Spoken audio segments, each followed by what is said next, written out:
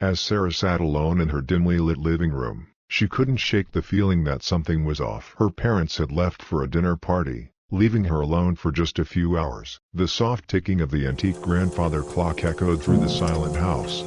Sarah tried to distract herself by watching TV, but the flickering images on the screen only heightened her unease. She heard a creaking noise coming from upstairs, like someone taking slow, deliberate steps. Her heart raced, and she muted the TV to listen more closely.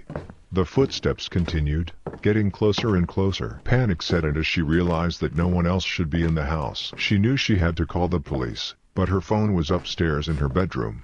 Sarah gathered her courage and decided to make a dash for the stairs. As she climbed them, the footsteps seemed to follow, echoing ominously. She reached her bedroom door, trembling as she pushed it open. The room was shrouded in darkness, and the only source of light was the faint glow of the moon through the window. Her phone lay on the bedside table, just out of reach. She stretched her arm toward it when suddenly, a cold hand grabbed her wrist. She screamed and pulled away, falling backward onto the floor. As her eyes adjusted to the darkness, she saw a shadowy figure standing in the corner of her room. Its eyes glowed with an eerie, otherworldly light.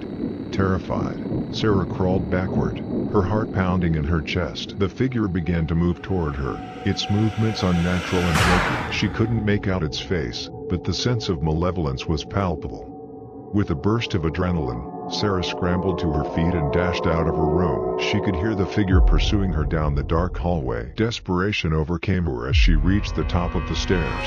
She threw herself down them, rolling and tumbling, and landed in a painful heap at the bottom.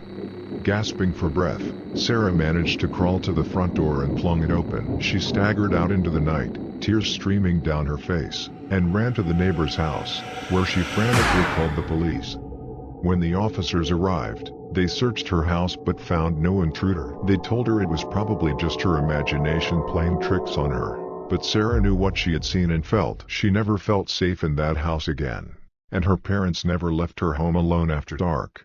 To this day, Sarah can't forget the horror of those 3 minutes when she was home alone, with something sinister lurking in the shadows. The eerie feeling of being watched haunted her every night as she lay in bed.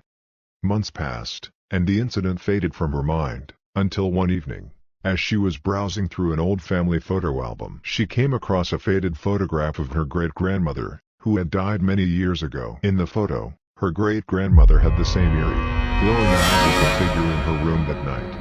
Chilled to the bone, Sarah realized that what she had encountered might not have been an intruder at all but something far more sinister and otherworldly. The memory of those 3 terrifying minutes would continue to haunt her, as she delved deeper into the dark secrets of her family's past.